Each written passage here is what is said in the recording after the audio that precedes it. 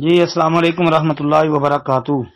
محترم بھائی نے یہ ایک پوسٹ بھیجی ہے جی، قاضی تین قسم کے ہیں، جس میں ابو بریدہ رضی اللہ عنہ سے مروی ایک روایت لکھی ہے۔ نبی علیہ السلام نے فرمایا کہ قاضی تین قسم کے ہیں، ایک قسم جنت میں جائے گی اور دو قسمیں جہنم میں جائیں گی۔ پس جو جنت میں جائے گی وہ قاضی جنہوں نے حق کو پہچانا اور اسی کے مطابق فیصلہ کیا، اور قاضی جو حق کو پہچاننے کے باوجود فیصلہ میں ظلم کرے وہ جہنم میں جائے گا، اور وہ قاضی جس نے لوگوں کے لیے جہالت کے ساتھ فیصلہ کیا وہ بھی جہنم میں جائے گا۔ ابو داود 3573۔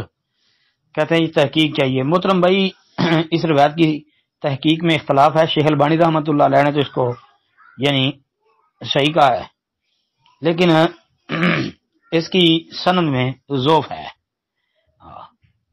خلف بن خلیفہ راوی تو سچا ہے، لیکن اس کو آخر میں اختلاط ہو گیا تھا، تو یہ روایت اختلاط ہونے کے بعد کی ہے۔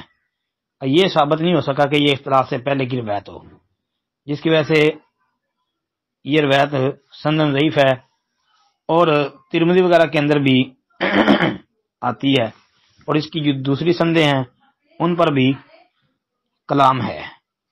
لہذا راجح بات تو یہی معلوم ہوتی ہے کہ یہ سند ضعیف ہے، روایت سندن ضعیف ہے جی۔ السلام علیکم ورحمۃ اللہ۔